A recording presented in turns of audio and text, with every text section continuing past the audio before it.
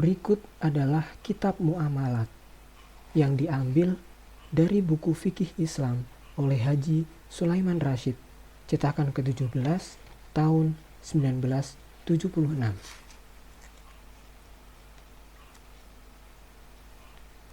Yang perlu dimengerti dalam ejaan kata. Dalam buku ini banyak dipakai kata-kata Arab. Pemakaian kata-kata Arab dalam ilmu fikih sukar dihindarkan, apalagi di saat bahasa kita sedang dalam pertumbuhan.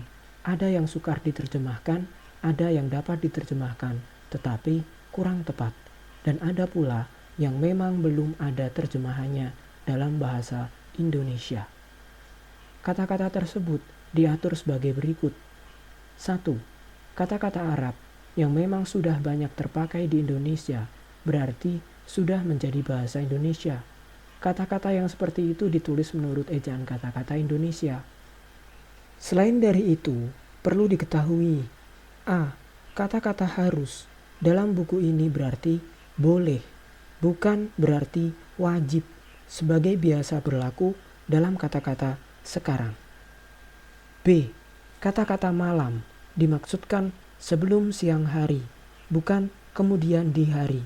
Umpama malam Jumat, yang dimaksud dengan malam yaitu malam sebelum hari Jumat, bukan malam sesudah hari Jumat.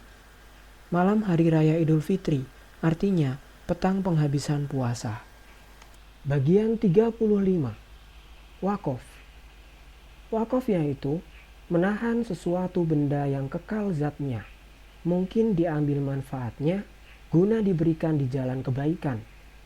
Firman Allah Subhanahu wa taala, "Wa fa'alul khaira la'allakum tuflihun." Perbuatlah oleh kamu kebaikan, semoga kamu dapat kemenangan. Al-Hajj 77. Firman Allah Subhanahu wa taala, "Lan tanalul birra hatta tunfiqu mimma tuhibbun." Tidak akan tercapai oleh kamu kebaikan sebelum kamu sanggup membelanjakan sebagian barang yang kamu sayangi. Ali Imran 92.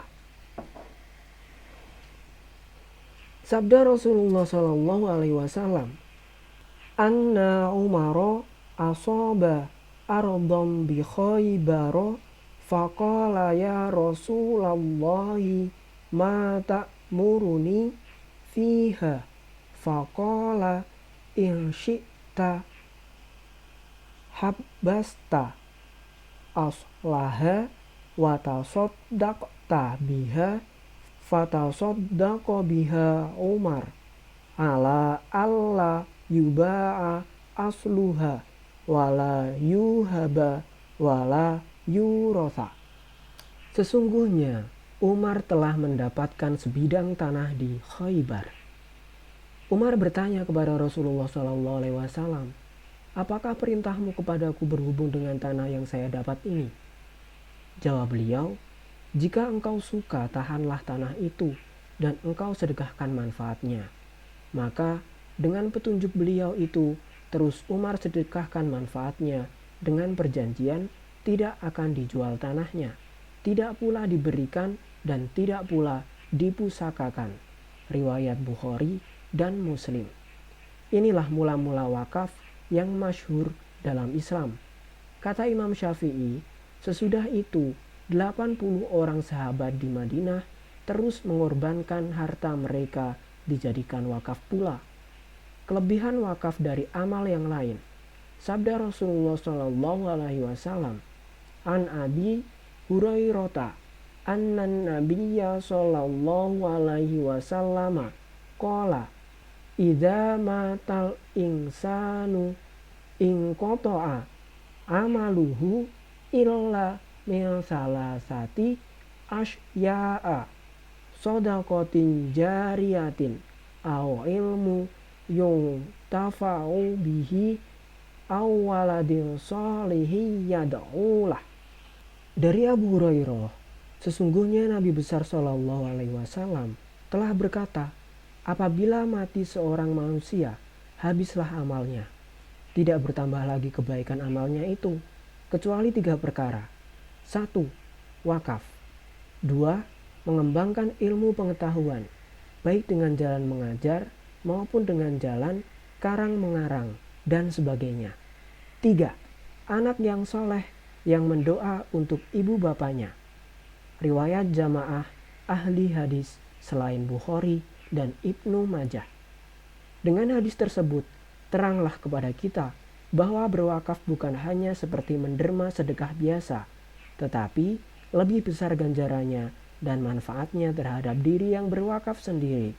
Karena ganjaran wakaf itu terus-menerus selama barang wakaf itu masih berguna, pun terhadap masyarakat dapat menjadi jalan untuk kemajuan yang seluas-luasnya, pun dapat menghambat arus kerusakan. Lihatlah negeri-negeri Islam di zaman dulu. Karena adanya wakaf, umat Islam dapat maju ke depan. Malahan sampai sekarang telah beratus-ratus bahkan beribu tahun masih juga kekal buah wakaf mereka itu. Kita di zaman serba tercecer ini masih dapat merasakan manis dan lezatnya buah wakaf mereka dahulu itu. Malahan buah wakaf nenek moyang kita dahulu itulah yang ada juga dapat menghambat terus-menerus kemunduran.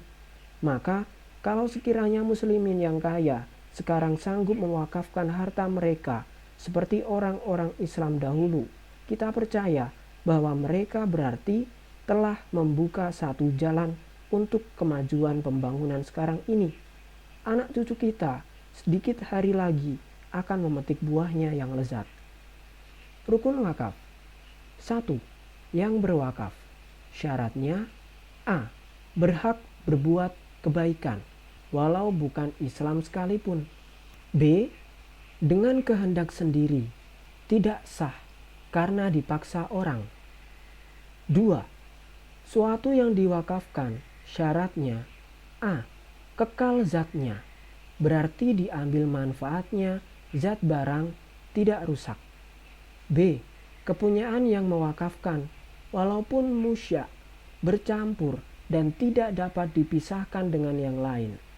Sabda Rasulullah SAW, telah berkata Umar kepada Nabi SAW, sesungguhnya saya mempunyai 100 saham di Khaybar.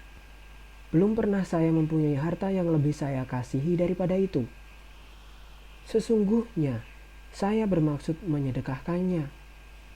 Jawab Nabi SAW, engkau tahan asalnya dan sedekahkanlah buahnya. Riwayat Nasai dan Ibnu Majah. 100 saham kepunyaan Umar yang dalam hadis musya. Maka oleh karenanya hadis ini menjadi dalil sahnya wakaf musya. 3. Tempat berwakaf yang berhak menerima hasil wakaf itu. Kalau berwakaf kepada orang yang tertentu, disyaratkan orang yang berhak menerima hasil wakaf itu orang yang berhak memiliki sesuatu, maka tidak sah berwakaf kepada anak yang masih dalam kandungan ibunya. Begitu juga kepada hamba sahaya. Wakaf kepada umum. Berwakaf kepada umum di jalan kebaikan sah. Malahan inilah yang lebih penting, seperti kepada fakir dan miskin, kepada ulama, murid-murid, masjid-masjid, sekolah-sekolah untuk membuat jalan, jembatan, benteng, dan lain-lain kemaslahatan keperluan umum. 4. Lafaz seperti saya wakafkan ini kepada orang-orang miskin atau saya wakafkan ini untuk membuat benteng dan sebagainya. Kalau kepada yang tertentu hendaklah ada qabul, jawab. Tetapi wakaf untuk umum tidak disyaratkan qabul. Rupa-rupa wakaf. Wakaf yang terang sahnya ialah kepada orang yang telah ada dan terus-menerus tidak putus-putusnya. Adapun beberapa rupa wakaf yang di bawah ini adalah menjadi perselisihan antara beberapa ulama tentang sah atau tidaknya. 1. Putus awalnya. Seperti kata seorang, saya wakafkan ini kepada anak-anak saya, kemudian kepada fakir miskin, sedang dia tidak mempunyai anak. Ini tidak sah, karena tidak dapat diberikan sekarang. 2. Putus di tengah. Umpama seorang berkata, saya wakafkan ini kepada anak-anakku, kemudian kepada seorang dengan tidak ditentukan, kemudian kepada orang-orang miskin. Ini atas kata yang kuat, sah. Diberikanlah wakaf sesudah tingkatan pertama kepada tingkatan ketiga. 3. Putus akhirnya. Umpama dia berkata, saya wakafkan ini kepada beberapa anak dari A, dengan tidak diterangkan kemudian itu kepada siapa. Semacam ini sah juga, menurut kata yang muktamad, sesudah habis anak dari A. Sebagian ulama berpendapat diberikanlah buah wakaf kepada sehampir-hampir orang kepada yang berwakaf, karena bersedekah kepada famili lebih utama. Tetapi pendapat sebagian ulama yang lain diberikan kepada fakir dan miskin. Beberapa syarat wakaf. 1. Selama-lamanya. Berarti tidak dibatas dengan waktu. Maka jika seorang berkata, saya wakafkan ini kepada fakir miskin dalam masa 1 tahun, wakaf semacam itu tidak sah, karena tidak berkekalan. 2. Tunai dan tidak ada hiar syarat, karena wakaf berarti memindahkan milik pada waktu itu. Jika disyaratkan hiar atau dia berkata, kalau si A datang, saya wakafkan ini kepada murid-murid, wakaf semacam itu tidak sah karena tidak tunai, terkecuali dari itu kalau dihubungkan dengan mati. Umpamanya dia berkata, saya wakafkan sawah saya sesudah saya mati kepada ulama Jakarta. Lafaz ini sah, menjadi wasiat, bukan wakaf. 3. Hendaklah terang kepada siapa diwakafkan. Kalau dia berkata, saya wakafkan rumah ini, tidak sah, karena tidak terang kepada siapa diwakafkannya. Beberapa syarat dari yang berwakaf. Apabila sah wakaf, tempat berwakaf berhak mengambil hasilnya, baik manfaat seperti mendiami rumah atau zat seperti buah pohon yang diwakafkan atau susu hewan yang diwakafkan, sewa wakaf atau sebagainya. Sungguh pun begitu, tetapi hendaklah diatur menurut aturan syarat-syarat dari yang berwakaf, sama atau tidaknya, yang dahulu dan yang terkemudiannya. Umpamanya dia berkata, saya wakafkan ini kepada anak-anak saya, untuk laki-laki 2 kali bagian perempuan, atau penghasilan tahun yang pertama untuk perempuan dan penghasilan tahun yang kedua untuk laki-laki, atau anak saya yang miskin, atau yang sekolah tinggi, dan sebagainya. Semua syarat-syarat itu wajib dijalankan. Umpama dia berkata, saya wakafkan ini kepada pengurus Muhammadiyah, kemudian kepada murid-murid. Wakaf diberikan kepada pengurus Muhammadiyah selama pengurus masih ada. Murid-murid tidak mendapat selama pengurus masih ada. Pendek kata, aturan yang berwakaf wajib dijalankan selama tidak melanggar hukum syara'. Kalau tidak ada aturan syarat dari yang berwakaf atau tidak diketahui, hendaklah dibagi dengan seadil-adilnya atau dengan perembukan antara beberapa orang yang berhak. Menjual wakaf. Sebagaimana telah terang di atas bahwa wakaf itu hanya guna untuk diambil manfaatnya, barang asalnya tetap, tidak boleh dijual, diberikan, atau dipusakakan. Sekarang, kalau kiranya wakaf itu tidak ada manfaatnya atau kurang manfaatnya, melainkan dengan dijual, bolehkah dijual?